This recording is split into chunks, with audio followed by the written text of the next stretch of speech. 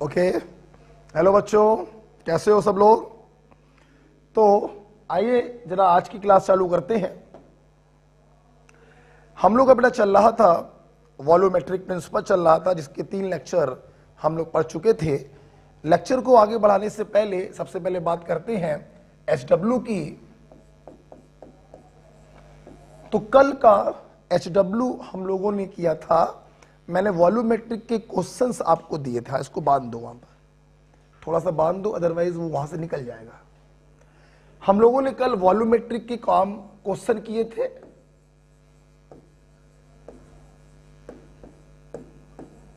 Volumetric के questions थे और मैंने आपसे बोला था जिन बच्चों ने नहीं पढ़ा है वो ध्यान दें।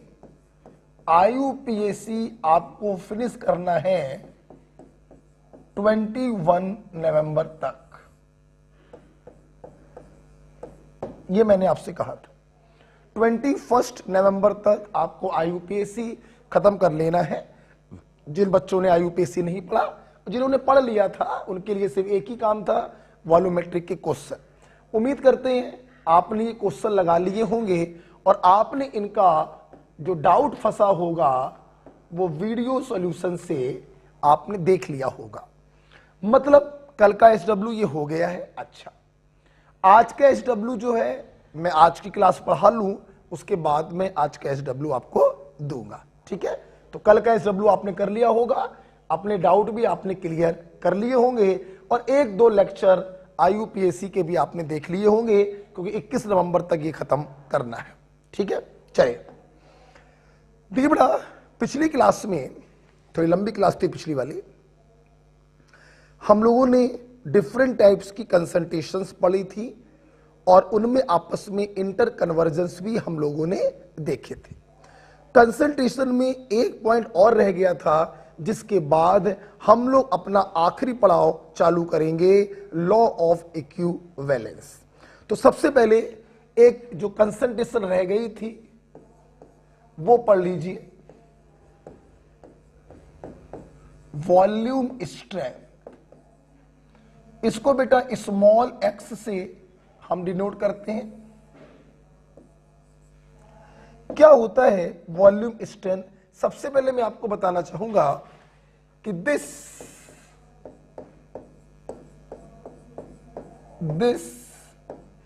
Special concentration is defined only for H2O2 solution। ये एक स्पेशल टाइप की कंसंट्रेशन है जो सिर्फ H2O2 सॉल्यूशन के लिए डिफाइन की जाती है। मतलब जब सॉल्यूट के रूप में H2O2 काम करता हो। अगर कोई दूसरा सॉल्यूट है तो हम सारी कंसंट्रेशन डिस्कस करेंगे, लेकिन वॉल्यूम स्ट्रेंथ को डिस्कस नहीं करेंगे। ओके, अब सवाल बेटा ये है कि वॉल्यूम स्ट्रेंथ होता क्या है। तो लिखेंगे व्हाट इज वॉल्यूम स्ट्रेंथ, लिखेंगे it is volume of oxygen bracket में इन ml, it is volume of oxygen obtained by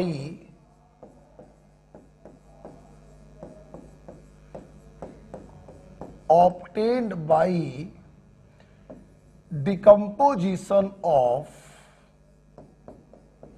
1 ml H2O2 at STP।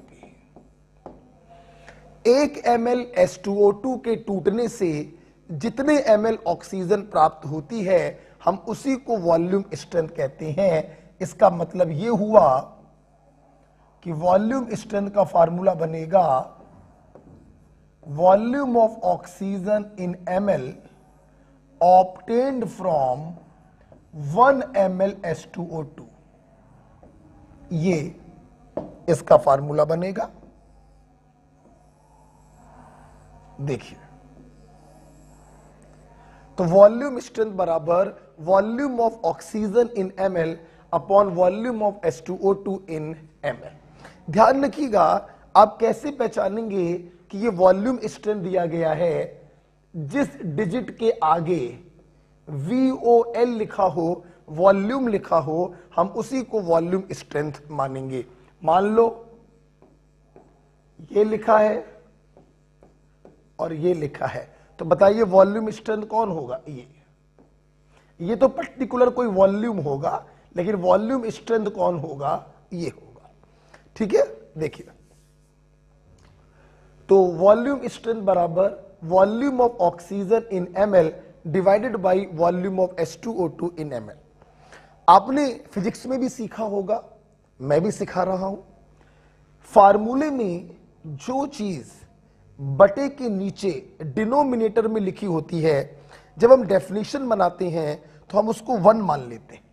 मतलब अगर हम यहां से इसकी डेफिनेशन बनाए तो क्या बनेगी?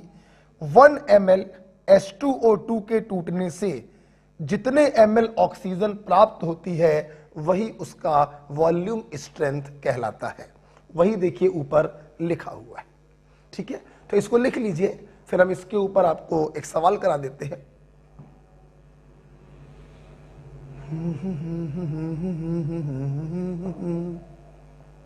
ये स्पेशल कंसंट्रेशन है which is defined only for H2O2 solution. इसका फार्मूला बन गया volume of oxygen in ml upon volume of H2O2 in ml।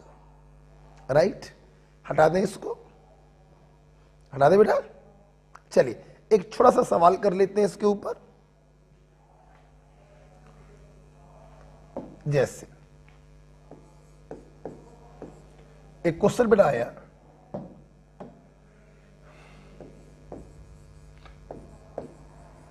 Calculate volume of oxygen obtained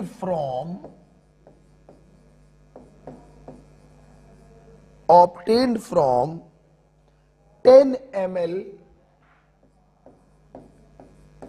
20 volume H2O2। ये मैंने क्वेश्चन पूछा, 10 ml 20 वॉल्यूम H2O2 से कितना volume oxygen का प्राप्त होगा।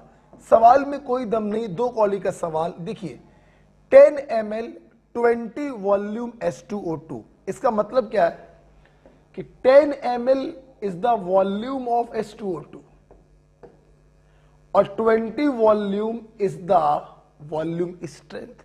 और आपसे पूछा क्या गया है? Volume of oxygen. Simple formula based question है। x की जगह 20, वॉल्यूम ऑफ ऑक्सीजन ml में बताना है, upon volume of H2O2 10।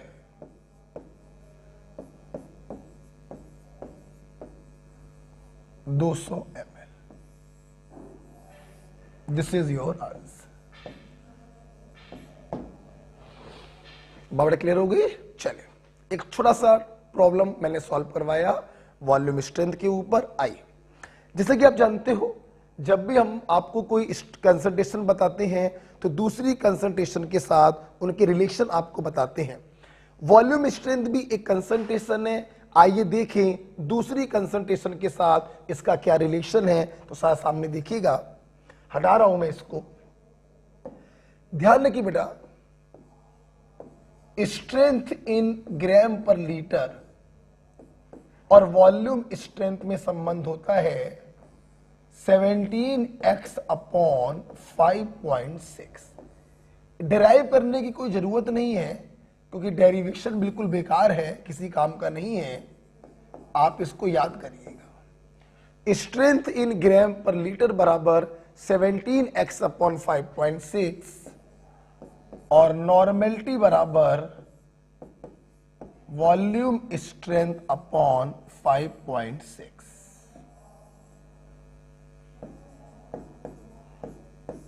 Okay, तो वॉल्यूम स्ट्रेंथ और दूसरी कंसंट्रेशन में क्या रिलेशन है? स्ट्रेंथ इन ग्राम पर लीटर बराबर 17x अपॉन 5.6 और नॉर्मेलिटी बराबर x अपॉन 5.6। ओके, बहुत ही 2 महत्वपूर्ण रिलेशन है, बहुत इंपॉर्टेंट है, सवाल इसके ऊपर पूछे जाते हैं। ठीक है, चलिए, तो दूसरा पड़ाव खत्म हो चुका है। पहला पड़ाव था इक्विवेलेंट वेट कैसे निकालते हैं, आपने निकालना सीखा। दूसरा पड़ाव था डिफरेंट टाइप्स की कंसंट्रेशन, स्ट्रेंथ इन ग्राम पर litre, molarity, normality, mole fraction, percentage, volume strength आपने सीखा। आपस में इंटर कन्वर्जन आपने सीखे। अब हम लोग वॉल्यूमेट्रिक के आखिरी पड़ाव पे जा रहे हैं जिसका नाम है लॉ ऑफ इक्विवेलेंस। मैं इसको हटाना चाहूंगा और हम लोग जा रहे हैं लॉ ऑफ इक्विवेलेंस। देखिए बेटा, ये लॉ ऑफ इक्विवेलेंस क्या है, बहुत ही सिंपल है। माना कोई ए है जो किसी बी से रिएक्शन कर रहा है और कोई प्रोडक्ट पी बना रहा है। सुना बेटा, नियम कहता है अगर ये ए और बी एक दूसरे को 100% खत्म कर दे, इनमें से कोई भी शेष ना बचे, तो according to law of equivalence इन दोनों के ग्राम इक्विवेलेंट आपस में बराबर होते हैं। ओके, मतलब मैं लिखूंगा if both A and B react completely, then अगर दोनों एक दूसरे को पूरी तरीके से खत्म करें, then ध्यान रखिए gram equivalent of A must be equal to gram equivalent of B. और ध्यान रखना बेटा, ना सिर्फ इन दोनों की ग्राम इक्विवेलेंट बराबर होंगी बल्कि it is also equal to gram equivalent of product. तो हमेशा ध्यान रखना, अगर दो रिएक्टेंट एक दूसरे को 100% खत्म कर रहे हैं, उनमें से कोई भी शेष ना बच रहा हो, तो उन दोनों के ग्राम इक्विवेलेंट हम आपस में बराबर कर देते हैं। ना सिर्फ उन दोनों के बल्कि प्रोडक्ट के ग्राम इक्विवेलेंट भी आपस में बराबर होंगे। अच्छा, ध्यान रखना बेटा, ग्राम इक्विवेलेंट को आप मिलीग्राम इक्विवेलेंट भी लिख सकते हैं।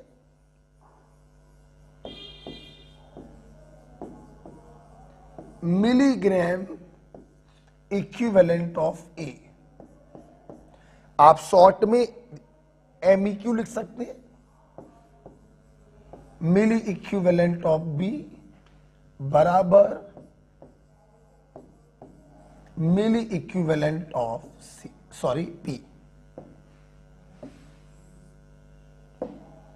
देखिए, एक चीज समझ लीजिए फिर आगे बढ़िए। पहले आपको समझा दें टर्मिनोलॉजी। देखो, ग्राम इक्विवेलेंट को सिर्फ इक्विवेलेंट भी बोल सकते हैं, हम ग्राम शब्द को छुपा सकते हैं। ग्राम इक्विवेलेंट को इक्विवेलेंट भी बोल सकते हैं, मतलब इक्विवेलेंट ऑफ ए बराबर इक्विवेलेंट ऑफ बी बराबर इक्विवेलेंट ऑफ बी।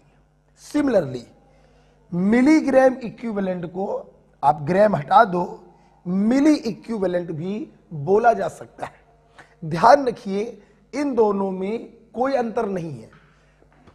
जिस प्रकार से किसी के वेट को ग्राम में लिखा जा सकता है और अगर 1000 से मल्टीप्लाई कर दें तो वही चीज मिलीग्राम में लिखी जा सकती है। दोनों चीजें सेम है, दोनों चीजें वेट को डिनोट कर रही हैं, बस एक ग्राम में है एक मिलीग्राम में है। वही है ग्राम इक्विवेलेंट जब वेट होता है ग्राम में, और मिली इक्विवेलेंट जब वेट होता है मिलीग्राम में। ओके, दोनों चीजें क्या है, सेम। ध्यान रखिएगा, ग्राम इक्विवेलेंट को सिर्फ इक्विवेलेंट बोल सकते हैं, ग्राम को छुपा सकते हैं, और मिलीग्राम इक्विवेलेंट को मिली इक्विवेलेंट बोल सकते हैं, अगेन ग्राम को छुपा सकते हैं।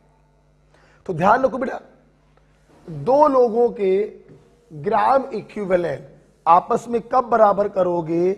जब वो दोनों एक दूसरे को 100% खत्म करेंगे। ये ओके, एक बात ध्यान रखना बेटा, जब आप लोग क्वेश्चन सॉल्व कर रहे होंगे ना, तो एग्जामिनर साफ साफ मेंशन करता है कि ए कंप्लीटली रिएक्ट विद बी, या ए न्यूट्रलाइजेस बी, या ए रिक्वायर्ड बी।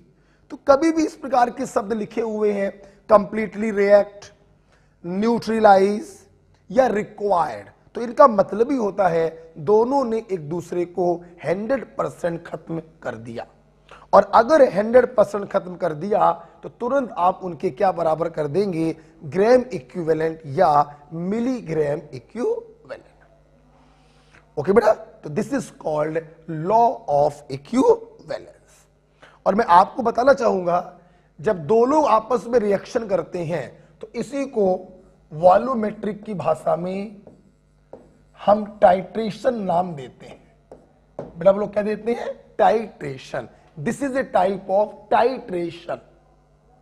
ओके, लिख लीजिए इसको।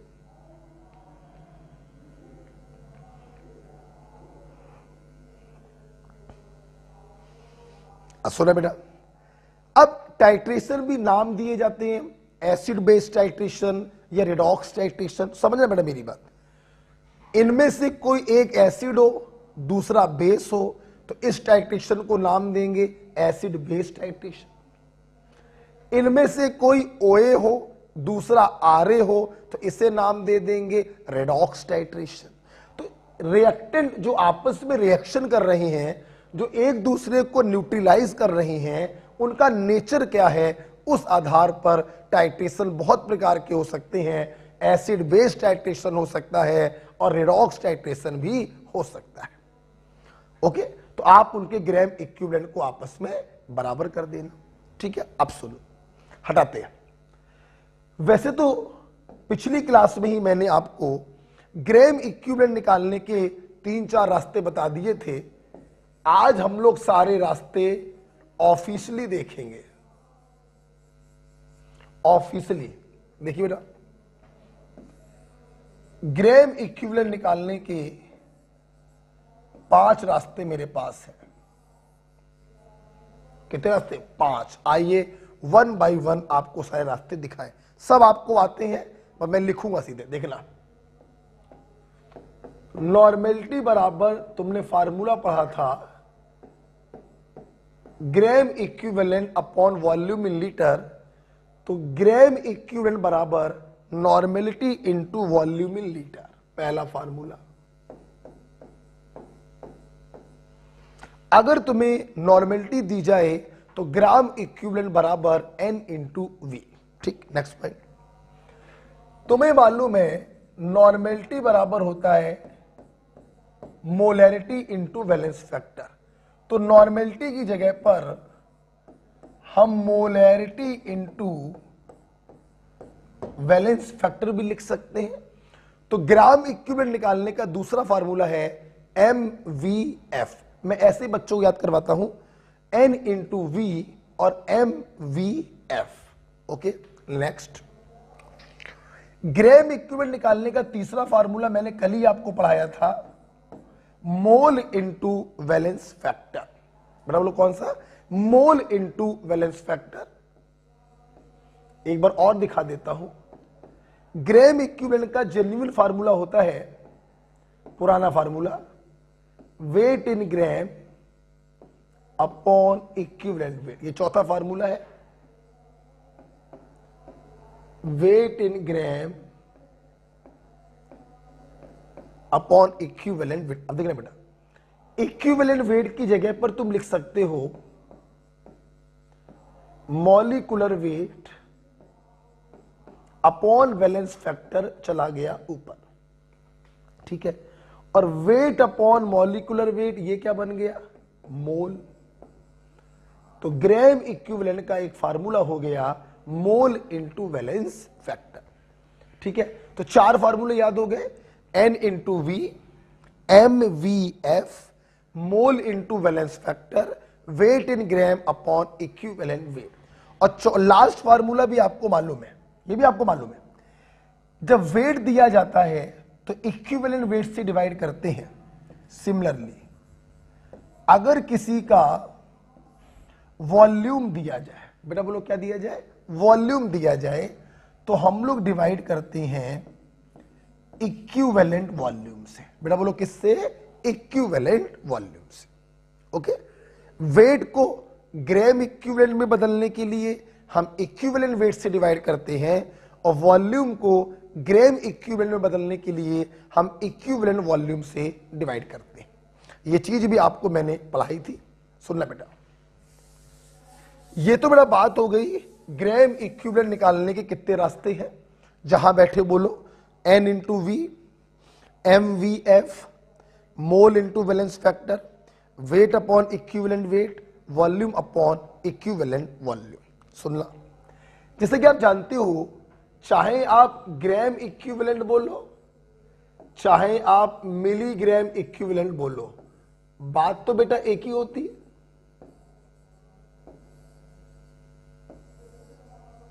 सुनना बेटा, अब सुनना, जिन जिन फार्मूलों में वॉल्यूम आ रहा है, अगर उन फार्मूलों में वॉल्यूम को ml में कर दोगे तो वो बदल जाएगा मिली इक्विवेलेंट में। किस में बदल जाएगा, मिली इक्विवेलेंट में। और जिन फार्मूलों में वॉल्यूम नहीं आ रहा है, आप उनमें 1000 से मल्टीप्लाई कर देंगे तो भी वो बदल जाएगा मिली इक्विवेलेंट। ओके, तो there is no difference between gram equivalent and milli equivalent. Litre में रखा तो ग्राम इक्विवेलेंट आएगा, ml में रखा तो मिलीग्राम इक्विवेलेंट आएगा। ओके, सुनना बेटा, यहां पर मैं अपने छात्रों को इक्विवेलेंट वॉल्यूम के बारे में कुछ बताना चाहूंगा। इक्विवेलेंट वेट आप डिटेल में पढ़ चुके हैं, अब इक्विवेलेंट वॉल्यूम के बारे में थोड़ा सा सुन लीजिए। ठीक है, देखिए, ये आप लिख लीजिए, बहुत इंपॉर्टेंट सेक्शन है। मैंने 5 रास्ते बताए हैं बेटा, ये धरती पे 6वां रास्ता नहीं बनेगा। ग्राम इक्विवेलेंट या मिली इक्विवेलेंट निकालने के 5 ही रास्ते हैं।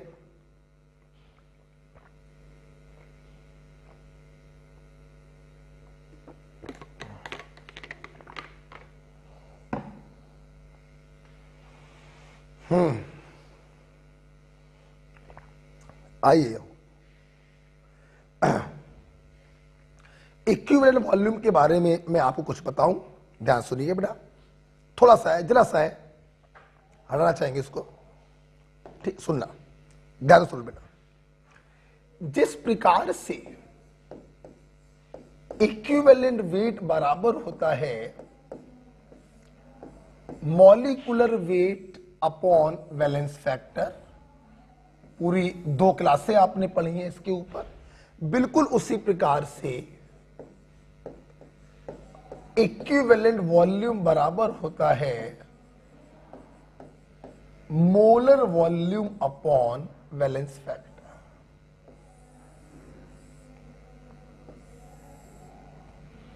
ध्यान रखिएगा, मोलर वॉल्यूम की वैल्यू एसटीपी पर होती है 22.4 लीटर एट एसटीपी।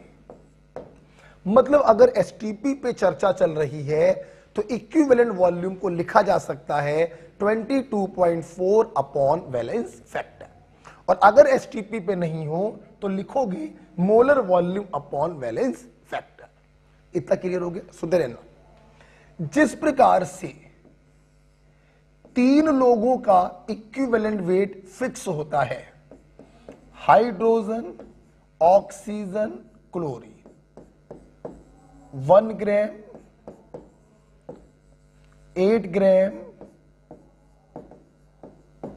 और 35.5 ग्राम, उसी प्रकार से 3 लोगों का इक्विवेलेंट वॉल्यूम भी फिक्स होता है। 11.2 लीटर, 5.6 लीटर और अगेन 11.2 लीटर। ध्यान रखिएगा, जिस प्रकार से इक्विवेलेंट वेट वेरिएबल क्वांटिटी है लेकिन 3 लोगों का फिक्स होता है, उसी प्रकार से इक्विवेलेंट वॉल्यूम भी वेरिएबल क्वांटिटी है लेकिन 3 लोगों का फिक्स होता है। This is about the equivalent volume. अगर ये 3 लोग हैं तो इक्विवेलेंट वॉल्यूम को निकालने की जरूरत ही नहीं है, सीधे वैल्यू रखिए। इनके अलावा कोई अगर है तो इक्विवेलेंट वॉल्यूम आपको निकालना पड़ेगा, molar volume upon valence factor. बात क्लियर? फॉर एग्जांपल मान लो मैंने ऐसे एग्जांपल दिया, मैंने पूछा, ध्यान सब लोग सुनना, मैंने पूछा calculate gram equivalent of 5.6 litre ammonia gas at STP. मैंने पूछा 5.6 लीटर अमोनिया गैस का ग्राम इक्विवेलेंट बताओ। सब लोग सुनो, आपको वॉल्यूम दिया गया है तो जाहिर सी बात है ग्राम इक्विवेलेंट के लिए आप लास्ट वाला फॉर्मूला लगाओगे, volume in litre upon equivalent volume. अब देखना बेटा, वॉल्यूम दिया है 5.6। अब देखना अमोनिया, भाई अमोनिया का तो फिक्स होता नहीं है कि ऐसे निकाल के सीधे रख दें, तो अमोनिया का इक्विवेलेंट वॉल्यूम आप निकालेंगे फार्मूले से, मोलर वॉल्यूम 22.4 अपॉन अमोनिया का वैलेंस फैक्टर।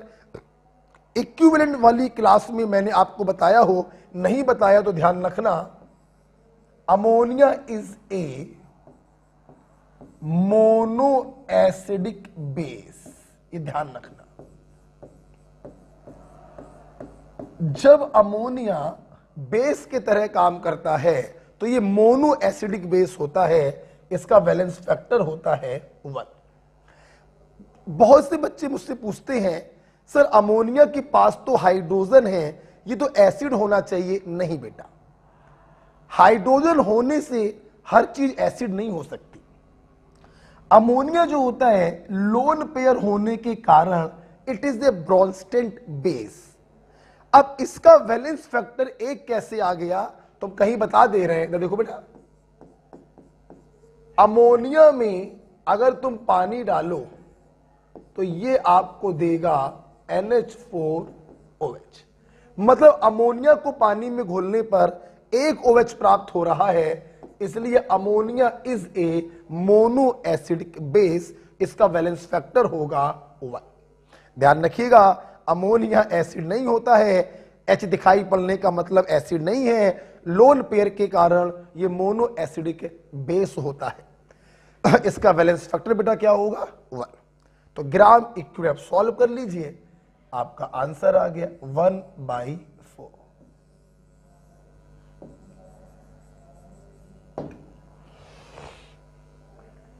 ओके बेटा, तो इस प्रकार से हमने अमोनिया वॉल्यूम वाला शब्द सीखा, इक्विवेलेंट वॉल्यूम हम लोगों ने सीखा, राइट।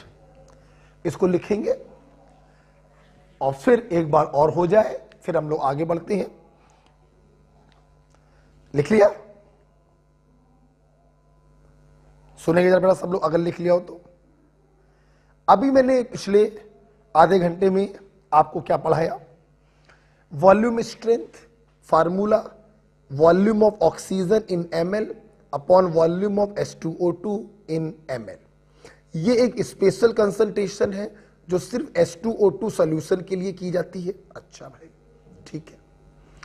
इसके बाद हम लोग पढ़ा स्ट्रेंथ इन ग्राम पर लीटर बराबर 17x अपॉन 5.6 और नॉर्मेलिटी बराबर x अपॉन 5.6। हम लोगों ने लॉ ऑफ इक्विवेलेंस बोले तो टाइट्रेशन पढ़ा।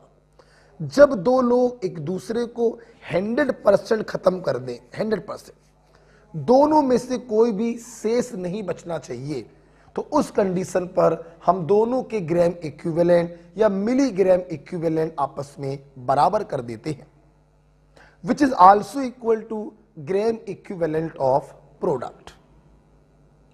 ओके, अच्छा, हमारे बच्चों ने देखा ग्राम इक्विवेलेंट निकालने के 5 रास्ते हैं। N into V, M V F, mole into valence factor, weight upon equivalent weight और वॉल्यूम अपॉन इक्विवेलेंट वॉल्यूम। यहां पर इक्विवेलेंट वॉल्यूम कैसे निकालते हैं? ये molar volume upon valence factor होता है। मोलर वॉल्यूम एसटीपी पर 22.4 लीटर। 3 गैसें ऐसी हैं जिनका इक्विवेलेंट वॉल्यूम फिक्स होता है, हाइड्रोजन, ऑक्सीजन और क्लोरीन। इनको निकालने की जरूरत नहीं होती है, हमेशा फिक्स होता है। हम लोगों ने यहीं पर एक चीज पढ़ी, अमोनिया एसिड नहीं बेस होता है due to presence of lone pair. आप जब इसको पानी में डालते हैं, ये पानी के H+ को आकर्षित कर लेता है और एक OH आयन प्रोवाइड करता है, इसलिए इसका वैलेंस फैक्टर होगा 1। ओके बेटा, इस प्रकार से हमने ये खत्म किया। अब मेरी बात सब लोग ध्यान से सुनिएगा। जैसा कि मैंने अभी अभी बताया, 2 लोगों ने एक दूसरे को पूरा खत्म किया, ये हमें कैसे पता चलेगा? तो साफ साफ क्वेश्चन में लिखा होगा कंप्लीटली रिएक्ट या न्यूट्रलाइज या रिक्वायर्ड। तो जब भी इन शब्दों का प्रयोग हो, समझ जाना उन दोनों ने एक दूसरे को पूरा खत्म कर दिया है, हम तुरंत उनके ग्राम इक्विवेलेंट आपस में बराबर कर देंगे। ओके, तो आइए इस लॉ ऑफ इक्विवेलेंस पर कुछ न्यूमेरिकल क्वेश्चंस करे जाएं। ठीक है, इसको हटाते हैं और अब देखिए धड़ाधड़ हम लोग न्यूमेरिकल क्वेश्चंस करेंगे। चलिए, मैं करूंगा सवाल, आप सिर्फ देखेंगे। हटा दें इसको। आइए, धड़ाधड़ बेटा क्वेश्चंस होंगे। Question,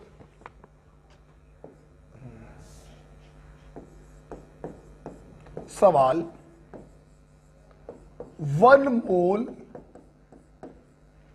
calcium hydroxide is completely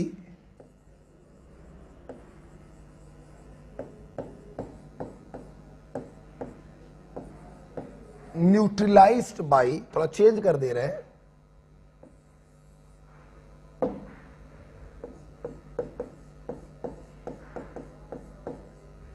is completely neutralized by, option लंबाई में लिखिएगा, 1 मोल HCl, 1 मोल H2SO4, 1 मोल H3PO4 और ऑल ऑफ दीज। ये क्वेश्चन आया। देखिए, जैसे कि सवाल ने बोला, हमारे पास 1 मोल फेरिक हाइड्रोक्साइड है जिसको हम इनमें से किसी एसिड के द्वारा न्यूट्रलाइज कराना चाहते हैं कंप्लीटली।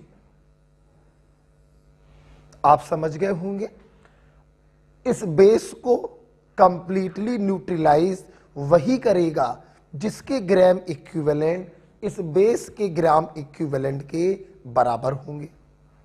ओके, तो अब करना क्या है, इसका तुम्हें मोल दिया गया, तुम इसके ग्राम इक्विवेलेंट निकाल लो, और इन सबके भी मोल दिए गए, आप इनके ग्राम इक्विवेलेंट निकाल लो। जिसके ग्राम इक्विवेलेंट इसके ग्राम इक्विवेलेंट के बराबर होंगे, वो एक दूसरे को कंप्लीटली न्यूट्रलाइज करेंगे। ठीक है, तो देखो बेटा, हमने इसके ग्राम इक्विवेलेंट को निकाला, आपको मोल दिया गया है, आप फार्मूला लगाएंगे मोल इंटू वैलेंस फैक्टर 3। तो बेस का ग्राम इक्विवेलेंट आ गया 3। अब इनके आप ग्राम इक्विवेलेंट निकालिए, mole into valence factor, 1 gram equivalent आया, क्या ये उसको कंप्लीटली न्यूट्रलाइज करेगा? नहीं करेगा। मोल इनटू वैलेंस फैक्टर, क्या ये उसको कंप्लीटली न्यूट्रलाइज करेगा? नहीं करेगा। मोल इनटू वैलेंस फैक्टर, क्या ये उसको कंप्लीटली न्यूट्रलाइज करेगा? बिल्कुल करेगा, क्योंकि उसके ग्राम इक्विवेलेंट और इसके ग्राम इक्विवेलेंट आपस में बराबर है। So the answer is C. तो हमेशा बेटा ध्यान रखिएगा, दो लोग एक दूसरे को कंप्लीटली न्यूट्रलाइज तभी कर सकते हैं जब उनके ग्राम इक्विवेलेंट आपस में बराबर हो। सो the answer is third. Okay, चलिए भाई, पहला क्वेश्चन आपने टाइट्रेशन के ऊपर किया। अगला सवाल आपके सामने आ रहा है, हटाते इसको। सवाल ही सवाल बेटा है, अब चैप्टर बेटा खत्म हो चुका है, मैं क्वेश्चन के द्वारा थोड़ी प्रैक्टिस कर लीजिए। सवाल, 500 ml of 2 molar H2SO4 solution is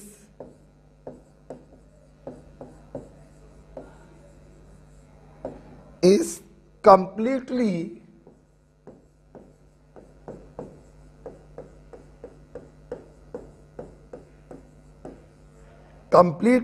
neutralized by 250 ml of X normal NaOH, full stop. Calculate X, ये मैंने पूछा। अगेन देखिए, एक बहुत ही सिंपल सा, बिल्कुल नीट के लेवल का क्वेश्चन है, कुछ करना नहीं है। सवाल ने बोला मेरे पास सल्फ्यूरिक एसिड है 500 ml 2 मोलर, अच्छा, और मेरे पास NaOH है X नॉर्मल 250 ml। ये दोनों एक दूसरे को कंप्लीटली न्यूट्रलाइज कर रहे हैं। जाहिर सी बात है, अगर कंप्लीटली न्यूट्रलाइज करेंगे तो according to law of equivalence इन दोनों के ग्राम इक्विवेलेंट या मिली इक्विवेलेंट आपस में बराबर होंगे। एक आपको बहुत अच्छा तरीका बताऊं, वॉल्यूम आप देखिए दोनों के ml में दिए गए हैं, तो मिली इक्विवेलेंट आपस में बराबर कर दो। क्लियर? तो मैंने क्या किया, सबसे पहले लिखा milli equivalent of H2SO4 must be equal to milli equivalent of NaOH। एक बार ध्यान रखिएगा, चाहे ग्राम इक्विवेलेंट बराबर करो चाहे मिली इक्विवेलेंट बराबर करो, आंसर सेम ही आता है। बस ये मत कर देना कि एक का लिख दो ग्राम इक्विवेलेंट और दूसरे का लिख दो मिली इक्विवेलेंट, ये मत करना, ठीक है। देखो, तुम्हें सल्फ्यूरिक एसिड की मोलैरिटी दी गई, दूसरा वाला फार्मूला लगाओ, MVF, बैलेंस फैक्टर बेटा बोलो 2, रिप्लेसेबल हाइड्रोजन। तुम्हें इसका नॉर्मेलिटी दिया गया, पहला formula N into V in ml। Okay, आप सॉल्व कर लो, 250 दूनी 500, तो X बराबर आ गया 8 normal. This is your answer. मतलब इस NaOH की नॉर्मेलिटी कितनी आएगी, 8 नॉर्मल आएगी। Very simple question. ओके, चलिए भाई, तो जब कभी दो लोग एक दूसरे को 100% खत्म करते हैं, हम उन दोनों के ग्राम इक्विवेलेंट या मिलीग्राम इक्विवेलेंट आपस में बराबर कर देते हैं। यही कहलाता है लॉ ऑफ इक्विवेलेंस या टाइट्रेशन। ओके बेटा, चलिए एक तीसरे क्वेश्चन की तरफ हम लोग चलते हैं। बहुत ही प्यारा सवाल है, देखेंगे। 1 ग्राम 1 ग्राम metal carbonate required 100 ml M/5 HCl solution.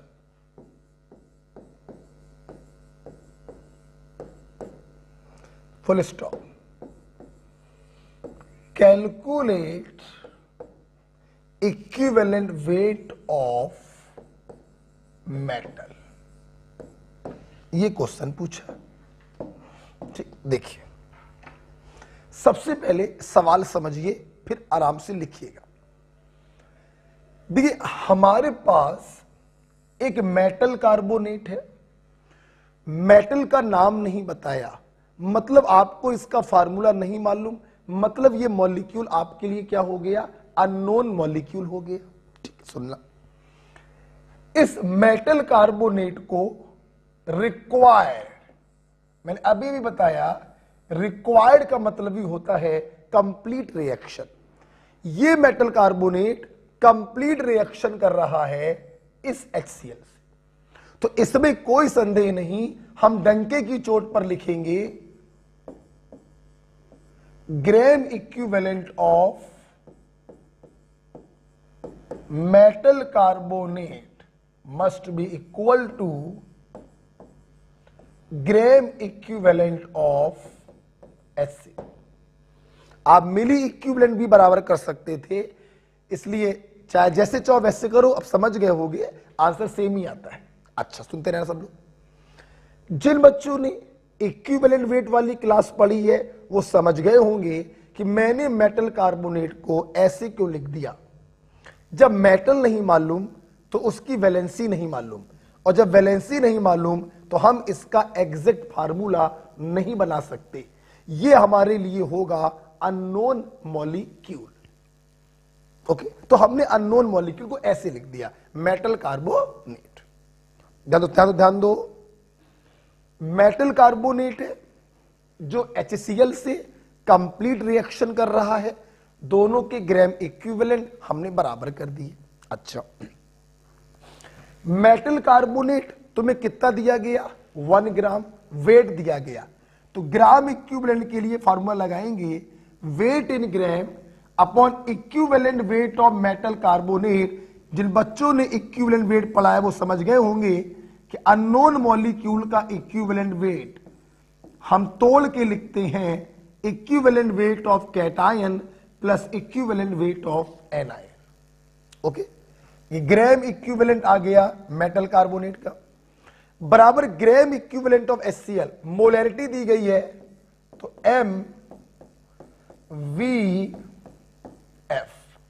कौन बच्चा बताएगा यहां पर गलती क्या है? गलती क्या है? गलती है जब तुम ग्राम इक्विवेलेंट निकालते हो तो वॉल्यूम रखते हो लीटर में, हमने रख दिया ml में। 1000 से आपको क्या करना पड़ेगा, डिवाइड।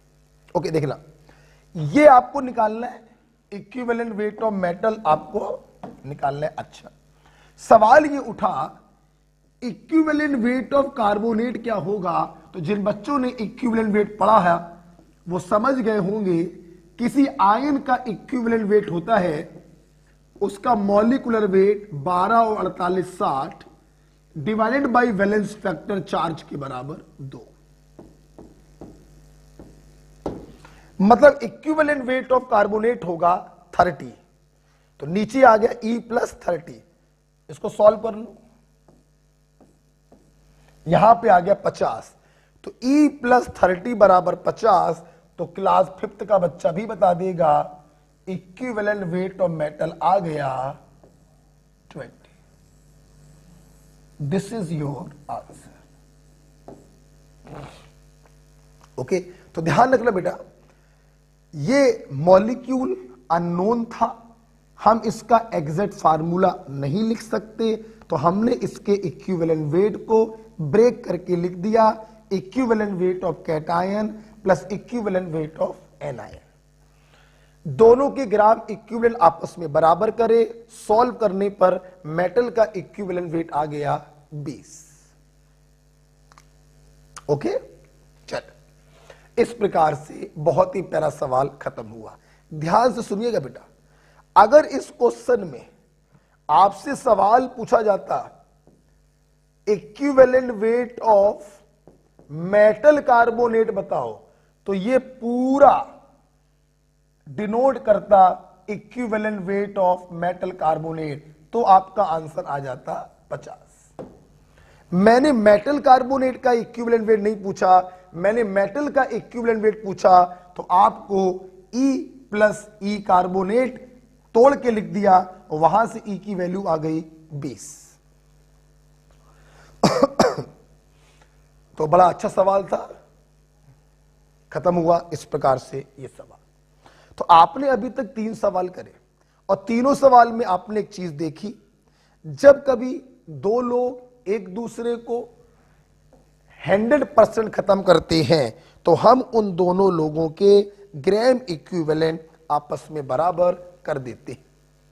ग्राम इक्विवेलेंट या मिलीग्राम इक्विवेलेंट निकालने के कितने रास्ते हैं? 5, सारे रास्ते आपको मालूम है।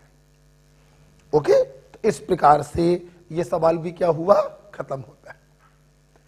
उम्मीद है आप ये समझ गए होंगे मैंने इसके इक्विवेलेंट वेट को ब्रेक करके क्यों लिखा। ये मॉलिक्यूल अननोन है, इसका इक्विवेलेंट वेट हम तोड़ के लिखेंगे, equivalent weight of cation plus equivalent weight of anion. Okay, next,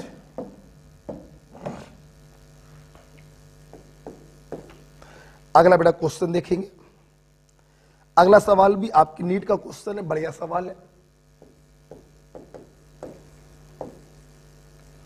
1.52 gram of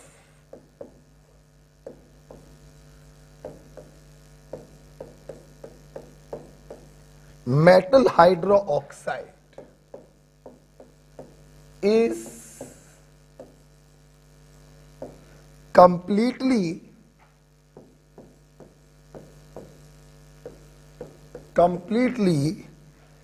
converted into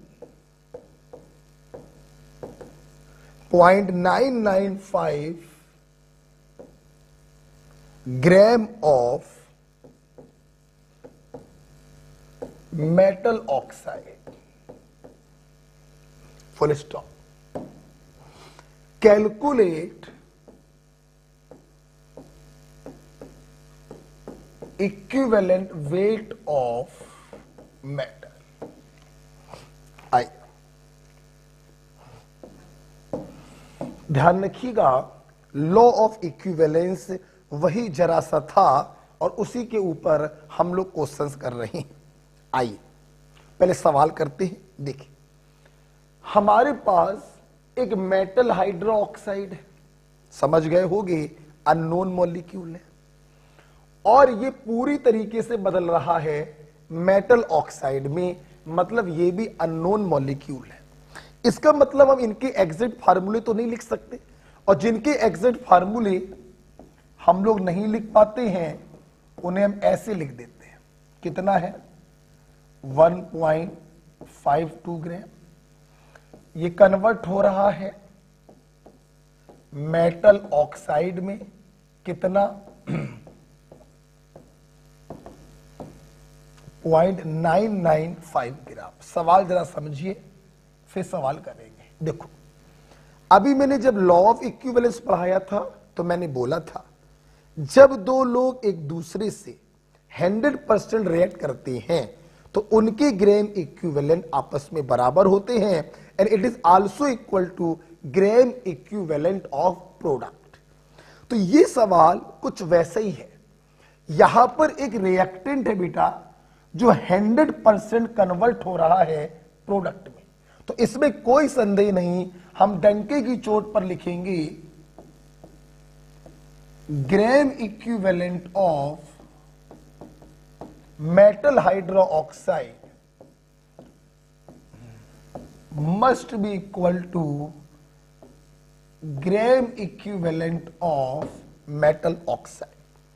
चूंकि ये पूरी तरीके से प्रोडक्ट में कन्वर्ट हो रहा है, दोनों के ग्राम इक्विवेलेंट आपस में बराबर होंगे। जगह नहीं है, मैं ऊपर सॉल्व करूंगा, मैं इसको रब कर दे रहा हूं।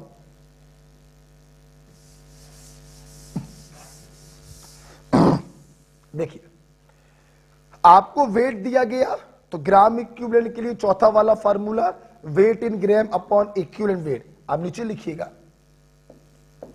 Wait of metal hydroxide upon equivalent weight of metal hydroxide, आप तोड़ के लिखोगे equivalent weight of cation plus equivalent weight of anion बराबर।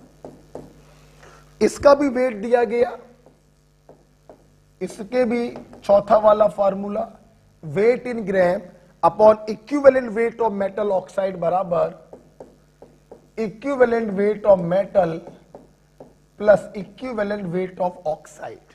आपको अच्छे से मालूम है ऑक्सीजन किसी भी रूप में हो इक्विवेलेंट वेट हमेशा 8 रखेंगे, तो इसकी वैल्यू तो पक्की बात है कितनी होगी 8। अच्छा, इसकी वैल्यू क्या होगी, अभी भी बताया था, ये आयन है, इसका इक्विवेलेंट वेट होगा molecular weight upon valence factor जो चार्ज के बराबर होगा।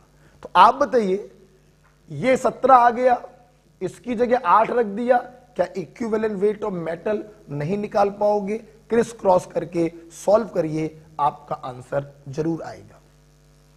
तो बहुत ही प्यारा सवाल था, एक रिएक्टेंट प्रोडक्ट में बदल रहा था, हमने दोनों के ग्राम इक्विवेलेंट आपस में बराबर कर दिए, जो आपसे पूछा जाए आपका आंसर आएगा। ओके, सॉल्व कर लीजिएगा। इक्विवेलेंट वेट ऑफ मेटल आ जाएगा, मुझे आंसर नहीं मालूम है, शायद 9 आता है या 27 आता है, मुझे याद नहीं है, आंसर भी मेरे पास नहीं है। ठीक है, सॉल्व कर लीजिएगा, आंसर आ जाएगा। ओके बेटा, चलिए, तो आपने इस प्रकार से हमसे 4 सवालों को देखा और चारों सवालों में आपने एक ही चीज को फील किया कि अगर दो लोग एक दूसरे को 100% खत्म करते हैं तो हम उनके ग्राम इक्विवेलेंट या मिली इक्विवेलेंट आपस में बराबर कर देते हैं। अगर कोई मॉलिक्यूल अननोन है तो उसका इक्विवेलेंट वेट हम तोड़ के लिखेंगे equivalent weight of cation plus equivalent weight of anion. Okay, चलिए, इसके बाद हम लोग एक स्टेप आगे बढ़ने जा रहे हैं। हटा दें, आइए बेटा अगले सवाल की तरफ चलेंगे। सवाल ही सवाल है बेटा। अगला बेटा सवाल है, बड़ा प्यारा सवाल है, आपके नीट का चहेता सवाल है। How many moles of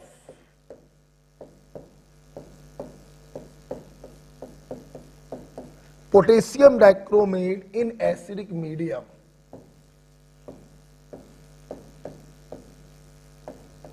are required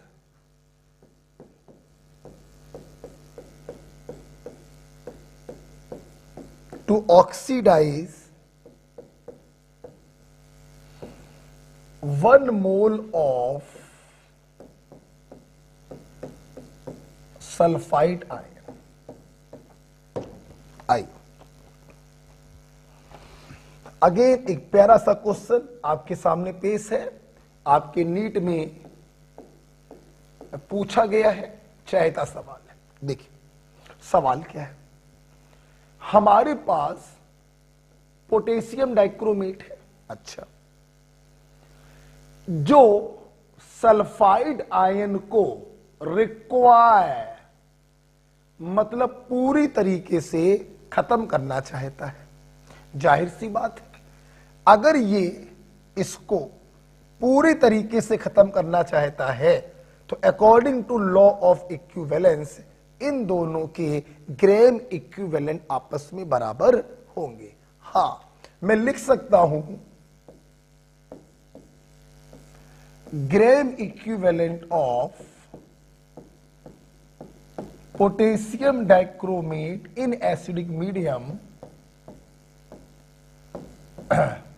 must be equal to Graeme equivalent of sulphide ion. दोनों एक दूसरे को पूरा खत्म करना चाहते हैं, दोनों के ग्राम इक्विवेलेंट आपस में बराबर होने चाहिए। ठीक, अब सुनना, आपसे बेटा पोटेशियम डाइक्रोमेट के मोल पूछे जा रहे हैं। अगर मोल पूछे जा रहे हैं तो ग्राम इक्विवेलेंट के लिए आपने तीसरा फार्मूला लगाया, मोल इनटू वैलेंस फैक्टर। मेरी पूरी क्लास को अच्छे से मालूम है potassium dichromate is a oxidizing agent और इसका वैलेंस फैक्टर होता है 6। जिसको ना मालूम हो वो इक्विवेलेंट वेट जाके पढ़े, 6। इसका मोल आपको निकालना था तो ग्राम इक्विवेलेंट के लिए तीसरा वाला फार्मूला लगाया, mole into valence factor. Acidic medium में पोटेशियम डाइक्रोमेट बहुत पावरफुल ऑक्सीडाइजिंग एजेंट होता है, इसलिए इसका वैलेंस फैक्टर होगा 6। अब सुनना, सल्फाइड आयन कितने दिए गए हैं? 1 मोल। अगेन मोल आ गया, तीसरा फार्मूला लगेगा, मोल इनटू वैलेंस फैक्टर। अब जितने लोग इस वीडियो को देख रहे हैं वो मुझे ये बता दें कि सल्फाइड का वैलेंस फैक्टर कितना होगा। बस जो बता देगा मतलब उसको वॉल्यूमेट्रिक आ गया। यस, मुझे मोबाइल के अंदर से आवाज सुनाई पड़ रही है, आप लोग 2 बोल रहे हैं। ठीक है, बहुत बढ़िया। इसका वैलेंस फैक्टर 2 ही होगा, बहुत बढ़िया, कोई प्रॉब्लम नहीं। अब मेरा आपसे क्वेश्चन ये है, ये 2 कैसे आया? मुझे फिर से आवाज सुनाई पड़ रही है, आप कह रहे हैं सर ये आयन है और आयन का वैलेंस फैक्टर चार्ज के बराबर होता है, इसलिए इसका वैलेंस फैक्टर 2 होगा। बस बेटा, यहीं पर तुम गच्चा खा गए, यहीं पर तुमने गलती कर दी। अगर तुमने इसका वैलेंस फैक्टर 2 चार्ज को देखकर बताया है तो तुम बिल्कुल गलत सोच रहे हो। यह तुम्हारा सौभाग्य है कि आंसर इसका 2 ही है, लेकिन उसका रीजन ये चार्ज नहीं है। तुम भूल गए बेटा, पोटेशियम डाइक्रोमेट ऑक्सीडाइजिंग एजेंट है और ऑक्सीडाइजिंग एजेंट के बगल में जो खड़ा होता है वो रिड्यूसिंग एजेंट होगा। अब बेटा ये आयन नहीं है, अब बेटा ये हो गया रिड्यूसिंग एजेंट, और अब इसका वैलेंस फैक्टर रिड्यूसिंग एजेंट वाले फार्मूले से आएगा, simple change in oxidation number multiplied by IC. याद करिए, ऑक्सीडेशन रिडक्शन में मैंने पढ़ाया था कि oxidizing agent convert 8 salt to 8 salt. याद आया आपको कुछ? तो अब जरा देखिए, अगर आप इसका वैलेंस फैक्टर निकालेंगे तो यहां पे सल्फर +4 है, यहां पे सल्फर +6 है, सिंपल चेंज 2 का, सल्फर का आईसी कितना 1, इसलिए वैलेंस फैक्टर आया है 2। जो बच्चा ये समझ रहा है समझ लो उसको वॉल्यूमेट्रिक आ रहा है। Okay, yes. अब सवाल में कोई दम तो बची नहीं। मोल ऑफ पोटेशियम डाइक्रोमेट आ गए 1/3।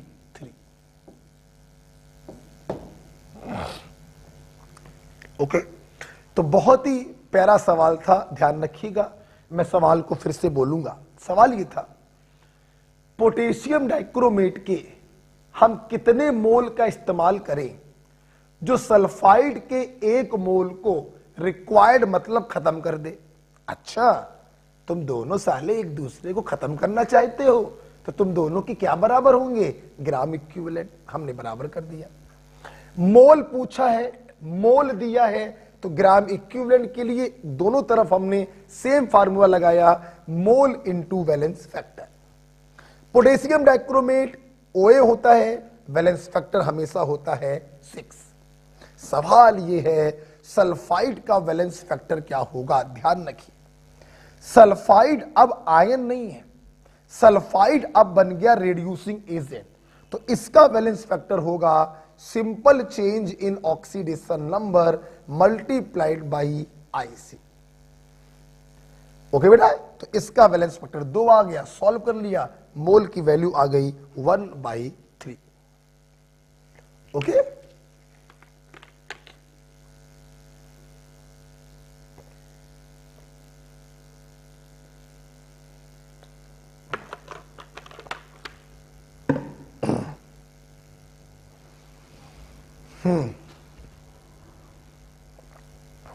चलिए आइए इसी के ऊपर एक सवाल और करते हैं। इसी के ऊपर एक सवाल और करते हैं जिसका इक्विवेलेंट वेट जितना अच्छा होगा उसकी वॉल्यूमेट्रिक उतनी अच्छी होगी। जिसे इक्विवेलेंट वेट निकालना नहीं आता, जिसने लेक्चर ना देखे हो, लेक्चर 1 और लेक्चर 2, उसको प्रॉब्लम होगी। तो लेक्चर 1 लेक्चर 2 पहले देखिए आप। ठीक है, एक question,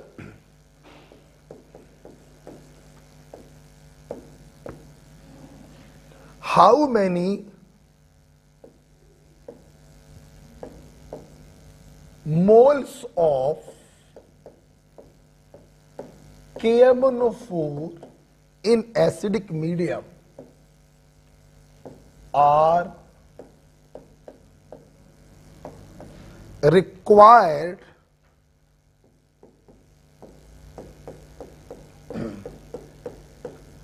to oxidize 1 mole of, बहुत ध्यान से, फेरस ऑक्जेलेट।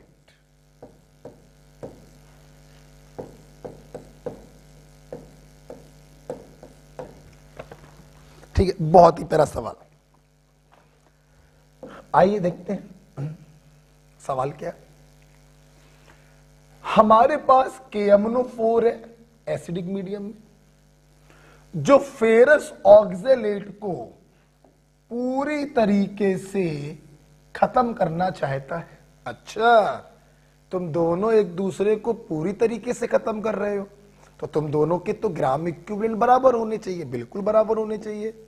मैंने लिख दिया, ग्राम equivalent of KMnO4 in acidic medium must be equal to gram equivalent of ferrous oxalate। कोई प्रॉब्लम नहीं। अच्छा भाई, आपसे KMnO4 के मोल पूछे गए हैं जस्ट पहले वाले क्वेश्चन के तरीके, तो फार्मूला लगाएंगे मोल इनटू वैलेंस फैक्टर। उम्मीद है आपको याद होगा KMnO4 का एसिडिक मीडियम में वैलेंस फैक्टर होता है 5। हमने ट्रिक बताई थी, बना 135, एसिडिक मीडियम में 5, न्यूट्रल मीडियम में 3 और बेसिक मीडियम में 1। लेकिन बेसिक मीडियम को भी क्या मानते हैं? न्यूट्रल मीडियम, और वैलेंस फैक्टर लगाएंगे 3। फेरस ऑक्जेलेट के मोल ही आपको दिए गए हैं, तो मोल इनटू वैलेंस फैक्टर। अब सवाल ये है, वीडियो को पॉज करके बताइए इसका वैलेंस फैक्टर क्या होगा। चलो पॉज ना करो, ऐसे ही बताओ, फेरस ऑक्जेलेट का वैलेंस फैक्टर क्या होगा?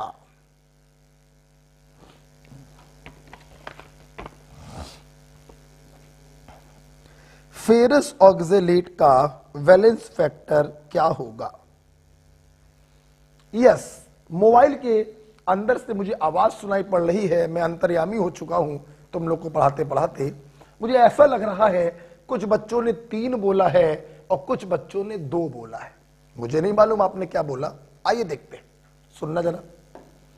सबसे पहले मेरे बच्चे फिर सोचे, KMnO4 एक ऑक्सीडाइजिंग एजेंट है, तो ये जिससे भी रिएक्शन कर रहा होगा उसका नेचर क्या होगा, रिड्यूसिंग एजेंट। तो अगर बेटा ये रिड्यूसिंग एजेंट है तो इसका वैलेंस फैक्टर निकालेंगे, simple change in oxidation number multiplied by IC। ध्यान से अगर आप सोचें तो आपको याद आएगा, oxidizing agent convert a salt to एक सॉल्ट। ना याद आए तो प्लीज रेडॉक्स रिएक्शन पढ़िए जाकर। An oxidizing agent convert oxalate to carbon dioxide. Oxalate में +3 आता है। आप देखिए आयरन का भी ऑक्सीडेशन हो रहा है और कार्बन का भी ऑक्सीडेशन हो रहा है। हम लोग क्या करेंगे, दोनों के रेस्पेक्ट में वैलेंस फैक्टर निकालेंगे और दोनों को जोड़कर यहां पर रख देंगे। तो आप देखिए F1 बराबर सिंपल चेंज 1 IC1, F2 बराबर सिंपल चेंज 1 IC2। तो आप बताइए आप यहां पर कितना रखेंगे, हम लोग यहां पे रखेंगे 1 और 2 3। मतलब फेरस ऑक्सैलेट का वैलेंस फैक्टर ध्यान रखिएगा 3 आएगा। आपको KMnO4 के मोल निकालने थे तो आंसर आएगा 3/5। This is your answer. Okay, तो बहुत ही प्यारा सवाल था। मैं सवाल को फिर से बता दे रहा हूं, KMnO4 के हम कितने मोल का इस्तेमाल करें जो फेरस ऑक्सैलेट के 1 मोल को पूरी तरीके से खत्म कर दे। तो मेरे बच्चों ने देखा हमने उन दोनों के ग्राम इक्विवेलेंट आपस में बराबर कर दिए। मोल पूछे गए हैं, मोल ही दिए गए हैं, दोनों के लिए मोल इनटू वैलेंस फैक्टर वाला फार्मूला लगा दिया। यहां से मोल आ गया 3/5। सबसे इंपॉर्टेंट टॉपिक यहां पर यह था कि फेरस ऑक्सैलेट का वैलेंस फैक्टर कितना होगा। जब ये बेटा ऑक्सीडाइजिंग एजेंट है तो ये बेटा रिड्यूसिंग एजेंट होगा, इसका वैलेंस फैक्टर होगा simple change in oxidation number multiplied by IC। आपने जब ध्यान से देखा तो आयरन का भी ऑक्सीडेशन हो रहा है, कार्बन का भी ऑक्सीडेशन हो रहा है, दोनों का अलग अलग वैलेंस फैक्टर निकालेंगे और जोड़कर रख देंगे। यहां से मोल ऑफ KMnO4 आ गए 3/5। ओके ओके बेटा, तो इस प्रकार से आप देखिए आपने ये कॉन्सेप्ट हमसे सीखा। चल आइए बेटा आगे हम लोग एक स्टेप आगे बढ़ना चाहेंगे। ओके, चलिए अपने छात्रों को हम एक SW देते हैं, SW करके लाइएगा। ओके, जब इतना आप लोग पढ़ लें तो आप अपने वीडियो को पॉज करेंगे, लगभग 3 मिनट के लिए वीडियो को पॉज करेंगे और रिवाइज करेंगे।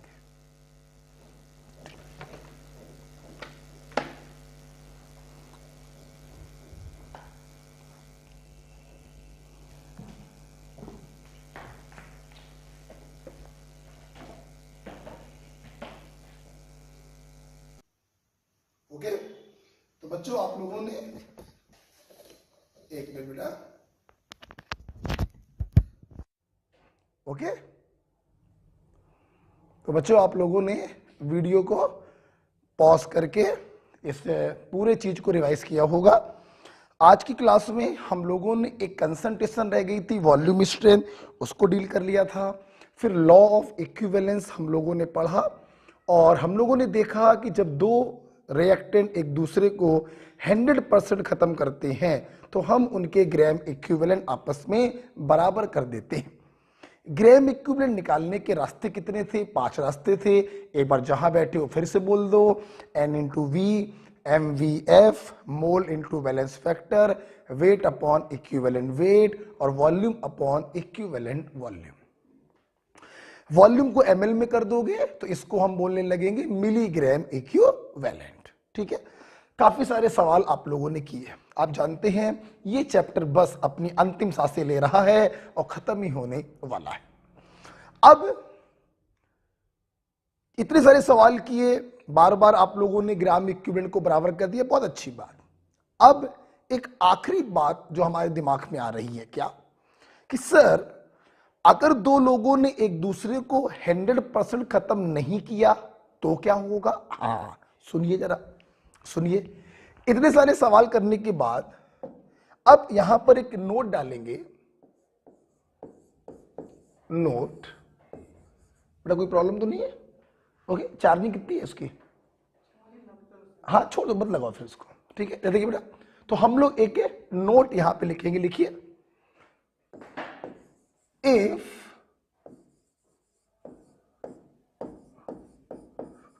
टू सॉल्यूशन, सॉल्यूशन बोलो या रिएक्टेंट बोलो, इफ टू सॉल्यूशन और reactant do not react 100% implies anyone get left। यही तो सवाल आपके दिमाग में उठ रहा था। अगर दो लोग जो आपस में रिएक्शन कर रहे हैं, अगर वो 100% रिएक्शन ना करे, उनमें से कोई एक बच जाए तो सर क्या होगा? आओ जरा इसको देखते हैं। सुनना बेटा, मान लो ए है, बी है, ये दोनों एक दूसरे से रिएक्शन कर, समझना मेरी बात। मान लो इसके 4 ग्राम इक्विवेलेंट थे बर्तन में, इसके 10 ग्राम इक्विवेलेंट थे बर्तन में, और ये दोनों ने रिएक्शन करके सी बनाया। अब देखना बेटा, जाहिर सी बात है जब दो लोग एक दूसरे को पूरा खत्म करते हैं तब उनके ग्राम इक्विवेलेंट बराबर होते हैं। अगर ग्राम इक्विवेलेंट बराबर नहीं है तो जाहिर सी बात है कि ये दोनों एक दूसरे को 100% खत्म नहीं करेंगे। यस, मैं आपको बताना चाहूंगा बेटा, जिस रिएक्टेंट के ग्राम इक्विवेलेंट कम होते हैं हम उसी को मान लेते हैं लिमिटिंग रिएजेंट और उसको हम 100% खत्म कर देते हैं। ये इसके जितने ग्राम इक्विवेलेंट होंगे ये अपने ग्राम इक्विवेलेंट के बराबर इसको खत्म कर देगा और बचे हुए ग्राम इक्विवेलेंट हम इसके लिख देंगे। जितने ग्राम इक्विवेलेंट लिमिटिंग के खत्म होते हैं उतने ही ग्राम इक्विवेलेंट बगल वाले के खत्म होंगे, जो एक्सेस में होगा वो बच जाएगा। जितने ग्राम इक्विवेलेंट लिमिटिंग के खत्म होते हैं, ध्यान रखिएगा, उतने ही ग्राम इक्विवेलेंट प्रोडक्ट के बन जाते हैं। ये मोल कॉन्सेप्ट नहीं है, ये वॉल्यूमेट्रिक है। मोल कॉन्सेप्ट में हमें बैलेंसिंग कॉफिशिएंट को देखना पड़ता है, लेकिन वॉल्यूमेट्रिक में हमें बैलेंसिंग कॉफिशिएंट से कोई मतलब नहीं होता। स्टाइलिश तरीके से लिखेंगे, no need of balancing coefficient.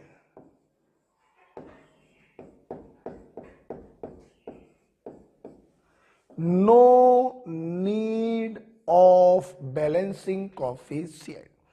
जिसके ग्राम इक्विवेलेंट कम होते हैं वो 100% खत्म हो जाएगा और अपने ग्राम इक्विवेलेंट के बराबर दूसरे के ग्राम इक्विवेलेंट को खत्म कर देगा। अगर वो एक्सेस में हुआ तो वो बच जाएगा। जितने ग्राम इक्विवेलेंट लिमिटिंग के खत्म होंगे प्रोडक्ट के भी उतने ही ग्राम इक्विवेलेंट बन जाएंगे। ध्यान रखिएगा, इनका बैलेंसिंग कोफिशिएंट कुछ भी हो, यहां पे हम कह रहे हैं ए लिखा हो, यहां पे हम कह रहे हैं बी लिखा हो, यहां पे हम कह रहे हैं सी लिखा हो, हमें इनसे कोई मतलब नहीं होता। इन कॉफिशिएंटों से हमें कोई मतलब नहीं होता। हमें सिर्फ मतलब है जिसके ग्राम इक्विवेलेंट कम है वो पूरा खत्म हो जाएगा, अपने ग्राम इक्विवेलेंट के बराबर दूसरे को खत्म करेगा, अगर वो एक्सेस में होगा थोड़ा बच जाएगा।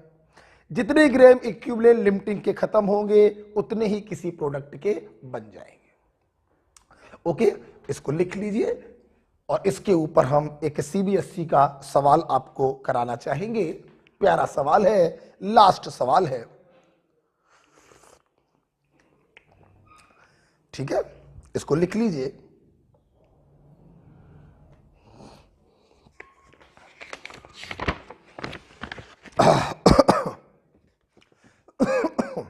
गले में थोड़ी प्रॉब्लम होने लगती है, अब काफी सारे बैचेस बन गए हैं तो एक दिन में 3-3 4-4 क्लासें लेनी पड़ रही हैं, डाउट वीडियो अलग से बनाना पड़ रहा है, तो गले में प्रॉब्लम होने लगती है, हटाना चाहेंगे इसको। आइए इसके ऊपर हम लोग एक छोटा सा सवाल कर लेते हैं, लास्ट क्वेश्चन है, मैं डालना चाहूंगा। देखिए क्वेश्चन, व्हाट वॉल्यूम, ब्रैकेट में इन ml, what volume of ammonia should be passed into 100 ml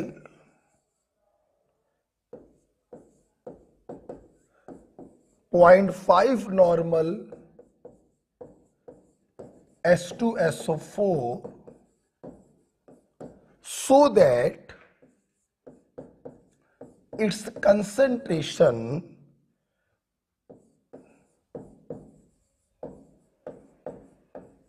decreases up to 0.2 normal. आइए देखिए,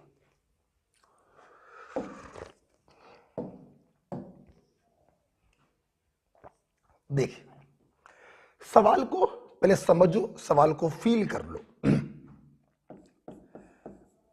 हमारे पास H2SO4 है, 100 ml 0.5 नॉर्मल, ये एसिड होता है। सवाल कह रहा है बताइए हम इसमें कितनी अमोनिया पास करें कि इसकी कंसंट्रेशन घटकर 0.2 नॉर्मल शेष बचे। ये क्वेश्चन आपसे पूछ रहा है। सबसे पहले फील आप ये करिए कि अमोनिया को पास करने पर इसकी कंसंट्रेशन घट क्यों रही है। वेरी सिंपल आंसर, अमोनिया जो होता है दिस इज द बेस। आज ही की क्लास में आपने सीखा, हो सकता है पहले भी कभी बताया हो, और sulphuric acid is a acid. जाहिर सी बात है बेस जब एसिड के ऊपर जाएगा तो ये एसिड को खत्म करेगा in the form of salt, हमें प्राप्त होगा अमोनियम सल्फेट का सॉल्ट। तो जब आप अमोनिया को पास करेंगे ये सल्फ्यूरिक एसिड को धीमे धीमे सॉल्ट के रूप में बर्बाद कर देगा। जब सल्फ्यूरिक एसिड बर्बाद होने लगेगा तो इसकी कंसंट्रेशन धीमे धीमे कम होने लगेगी। अगर आप नहीं मानोगे, लगातार अमोनिया पास करते जाओगे तो यह भी पॉसिबल है कि सल्फ्यूरिक एसिड 100% खत्म हो जाए और इसकी कंसंट्रेशन 0 हो जाए। ठीक है, एग्जामिनर ने पूछा हमें उतनी अमोनिया पास करनी है जितने में ये पूरा खत्म ना हो, खत्म होते होते इतना शेष बचे। अब समझना मेरी बात। देखिए बेटा, एक बात हमेशा ध्यान रखना, वॉल्यूम पर कभी कोई फर्क नहीं पड़ता। बर्तन का वॉल्यूम 100 ml था तो वो 100 ml ही रहेगा। अब मेरी बात समझना, हमें अमोनिया उतनी ही पास करनी है जितने में इसकी कंसंट्रेशन 0.5 से घटकर 0.2 शेष बचे। इसका मतलब अमोनिया तो पूरा खत्म हो रहा है और ये अमोनिया अपने मिली इक्विवेलेंट के बराबर इसके मिली इक्विवेलेंट को खत्म करेगा। तो क्या मैं ये नहीं लिख सकता कि सल्फ्यूरिक एसिड को खत्म होने वाले मिली इक्विवेलेंट वही होंगे जो अमोनिया के मिली इक्विवेलेंट होंगे? अभी अभी मैंने बताया अमोनिया पूरा खत्म हो रहा है, मतलब ये बिहेव करेगा लिमिटिंग रिएजेंट। तो इसके जितने भी मिली इक्विवेलेंट होंगे वो पूरे के पूरे खत्म हो जाएंगे और ये अपने मिली इक्विवेलेंट के बराबर सल्फ्यूरिक एसिड के मिली इक्विवेलेंट को खत्म कर देगा।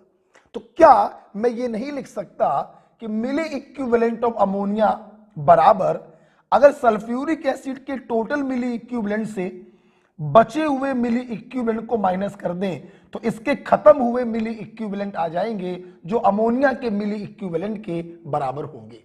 यस, मैं इसको लिख सकता हूं, जगह नहीं है, मैं यहां पर लिखूंगा। तो यहां से ये पॉइंट क्लियर हुआ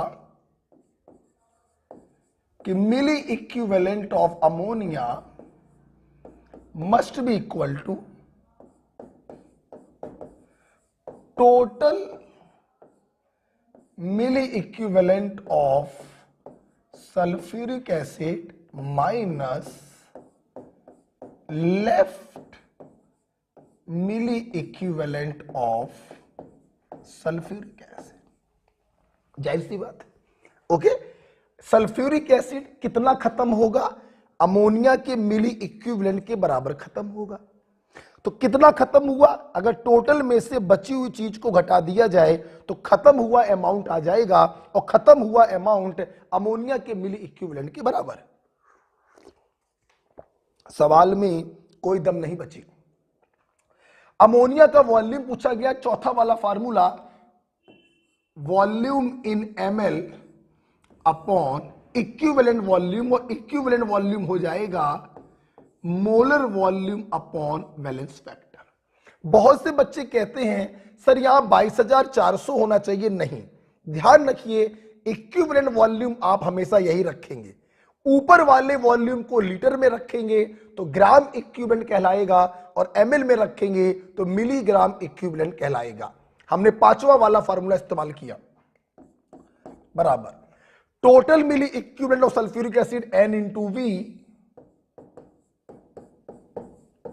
minus left milli equivalent of sulphuric acid N into V। आप देख लीजिए 50 में से 20 गया, 30 बचेगा और 30 का मल्टीप्लाई हो जाएगा तो वॉल्यूम आ गया 30 ml and this is your answer.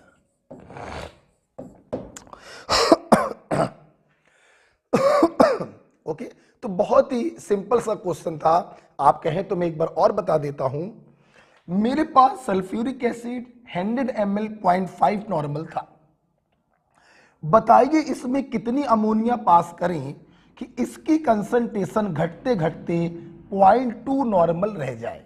बहुत ही सिंपल सी बात है। अमोनिया तुम जितना भी पास करोगे ये अमोनिया अपने मिली इक्विवेलेंट के बराबर बगल वाले के मिली इक्विवेलेंट को खा जाएगा। मतलब सल्फ्यूरिक एसिड के खत्म हुए मिली इक्विवेलेंट वही होंगे जो अमोनिया के मिली इक्विवेलेंट होंगे। क्लियर? और खत्म हुए मिली इक्विवेलेंट कैसे निकाले जाते हैं? टोटल में से बचे हुए को माइनस कर दो तो खत्म हुए मिली इक्विवेलेंट आ जाते हैं। तो हम लिख सकते हैं milli equivalent of ammonia that is milli equivalent of खत्म हुए H2SO4 बराबर total milli equivalent of H2SO4 minus बचे हुए मिली इक्विवेलेंट ऑफ H2SO4। आपको अमोनिया का वॉल्यूम निकालना था, पांचवा formula volume upon equivalent volume. Milli equivalent रख रहे हैं, वॉल्यूम रखेंगे ml में, इक्विवेलेंट वॉल्यूम हमेशा रखा करिए molar volume upon valence factor. Total milli equivalent N into V, बचे हुए milli equivalent N into V। Solve कर लीजिए, वॉल्यूम आपका आ जाएगा। ओके, तो इस प्रकार से आप देखिए हम लोगों ने ये वाला केस भी खत्म किया। ओके बेटा, आइए देखिए बेटा, देखिए लास्ट ईयर हमने वॉल्यूमेट्रिक में बहुत सारे क्वेश्चंस और भी करवाए थे, अभी जरूरत नहीं है। जैसे डबल टाइट्रेशन भी लास्ट ईयर आप लोगों ने पढ़ा था, जरूरत नहीं। मैं फिर से आप अपने बच्चों से कहना चाहूंगा जो ऑनलाइन पढ़ रहे हैं, हमारा लक्ष्य नीट 2021 है, हमें ज्यादा नहीं ज्यादा बार पढ़ना है। वॉल्यूमेट्रिक तो नीट के सिलेबस में ही नहीं है, बस एनसीईआरटी में एक चैप्टर है रिडॉक्स रिएक्शन जिसमें ऑक्सीडेशन रिडक्शन है, उसी में थोड़ा सा मोलैरिटी नॉर्मेलिटी के बारे में लिख दिया गया है और थोड़े से एक दो सवाल डाल दिए गए। ओके, हमने आपको बहुत कुछ डिटेल में पढ़ा दिया। इस प्रकार से ये चैप्टर यहां पर क्या हो गया है, खत्म हो गया। अच्छा भाई, अब हम लोग बात करेंगे एसडब्ल्यू की। चैप्टर चूंकि खत्म हो गया है, ध्यान दीजिए, अगर आपने ये लिख लिया हो तो आइए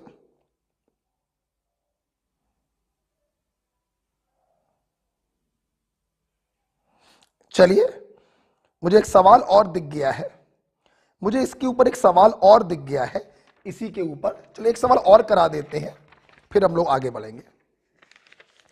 एक आपके सीट का सवाल करा देते हैं, ठीक है, एक आपके सीट का सवाल करा देते हैं। देखिए, हटाते हैं इसको, चलिए एक सवाल इसके ऊपर और करा देते हैं। ये आपके सीट का क्वेश्चन नंबर 121 है, लिखिए। 0.2 gram of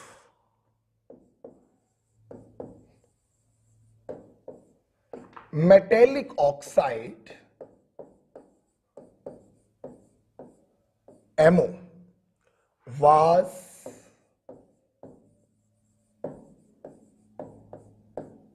was treated with 50 ml N/2 HCl solution. Full stop, full stop. The excess acid, समझिएगा सवाल को, was neutralized by 30 ml N/2 NaOH. Calculate atomic weight of metal. अभी जो मैंने केस कराया उसी पर आधारित सवाल है। देखिए, आइए सवाल को पहले लिखते हैं। क्या हमारे पास एक मेटेलिक ऑक्साइड है MO 0.2 ग्राम। अच्छा भाई, हमने इसको ट्रीट किया। देखिए, एग्जामिनर ने रिक्वायर्ड या न्यूट्रलाइज शब्दों का प्रयोग नहीं किया, ट्रीट किया है HCl से 50 ml N/2। हमें अभी ये नहीं मालूम कि ये इसको पूरा खत्म कर रहा है या नहीं कर रहा, हमें नहीं मालूम। हम जब सवाल को आगे पढ़ेंगे तब शायद हमको समझ में आए कि पूरा खत्म कर रहे हैं या नहीं कर रहे हैं। हमने सवाल को आगे पढ़ा, द एक्सेस एसिड, सवाल ने क्या बोला, एक्सेस एसिड, इसका मतलब ये साला थोड़ा सा बच गया।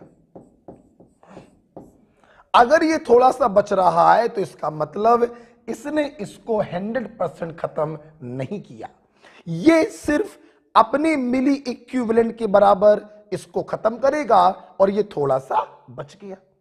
ये जो बचा हुआ एसिड है, इन्होंने बोला the excess acid was neutralized, excess acid was neutralized by 30 ml N/2 NaOH। बताइए मेटल का एटॉमिक वेट क्या होगा।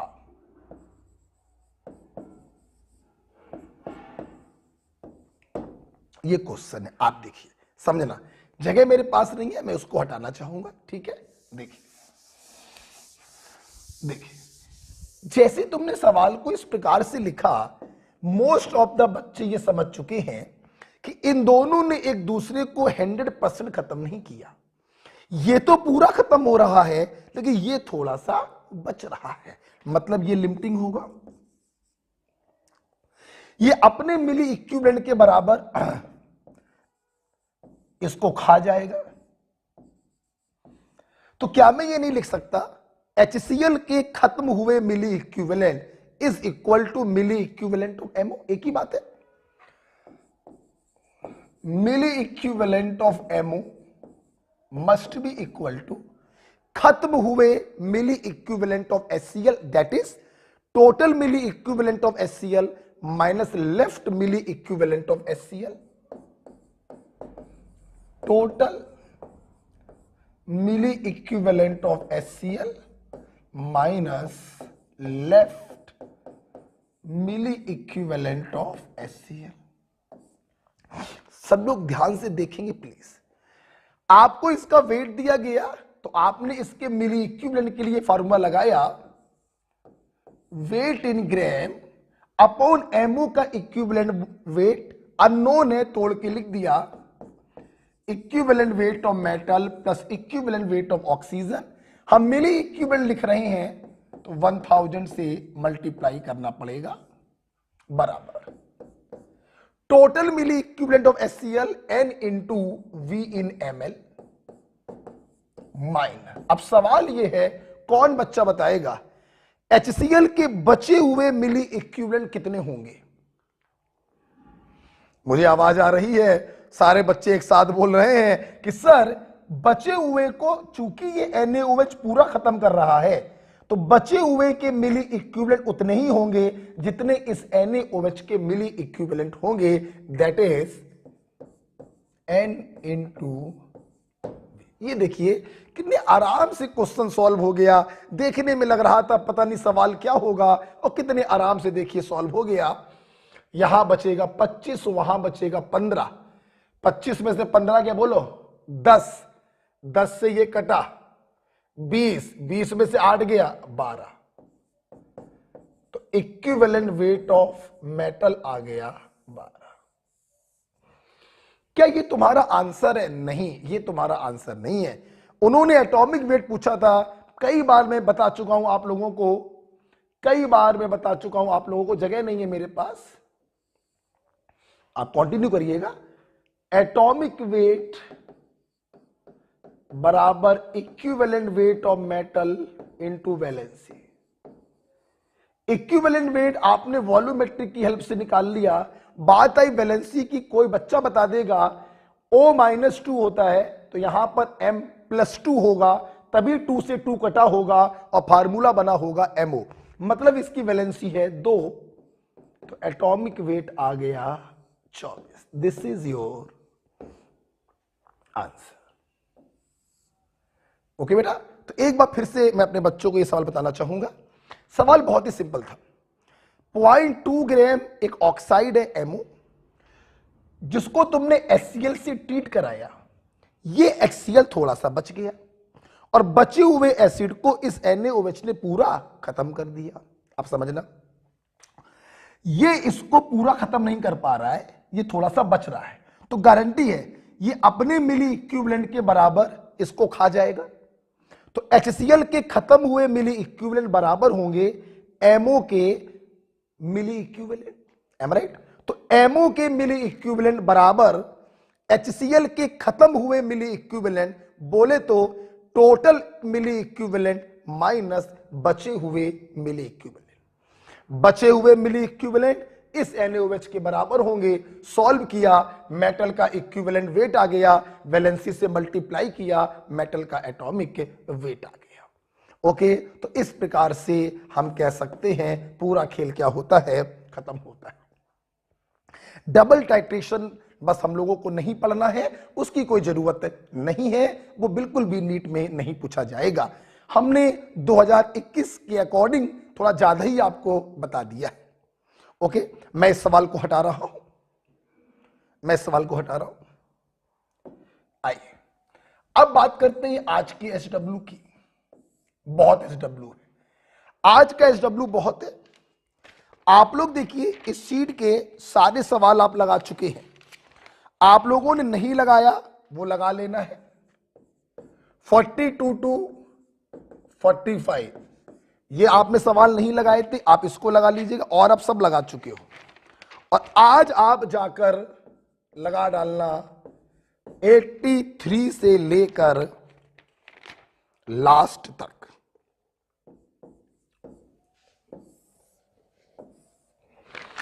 ओके, इस प्रकार से आपका वॉल्यूमेट्रिक क्या हो गया है, खत्म हो चुका।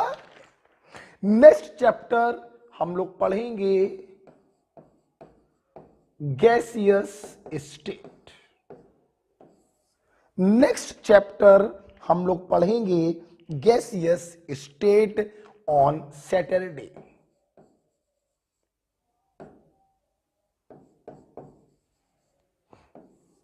ठीक है, कल फ्राइडे को ऑफ रहेगा, ऑनलाइन फ्राइडे को ऑफ रहेगा, सैटरडे को आप लोग पढ़ेंगे गैसियस स्टेट। अच्छा, चूंकि कल फ्राइडे को ऑफ रहेगा इसलिए आप पहले ध्यान सुन लीजिए।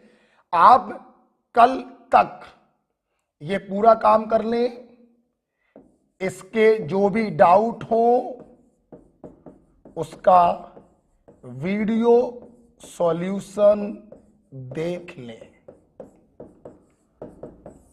मतलब फ्राइडे तक आप पूरा वॉल्यूमेट्रिक निपटा के बढ़िया सैटरडे को आराम से नया चैप्टर गैसियस स्टेट पढ़ेंगे। जो न्यूली ज्वाइन स्टूडेंट है, आज मैंने आपको काम दिया था, वो काम ध्यान रखिएगा। 21 नवंबर तक IUPAC खत्म हो जाना चाहिए। ओके, तो हम लोग अब इसको कर लीजिए, सैटरडे को मिलेंगे with the new chapter gaseous state. इसके बाद मैं पढ़ाऊंगा केमिकल इक्विलिब्रियम और उसके बाद फुल ऑर्गेनिक चलेगी, रिएक्शन मैकेनिज्म। क्लियर? ओके भाई, थैंक यू। पढ़ते रहिए, साथ में बने रहिए, अपने डाउट जरूर क्लियर करिए जो मैं वीडियो सॉल्यूशन बना रहा हूं उनके द्वारा। ठीक है बेटा? ओके बेटा, थैंक यू।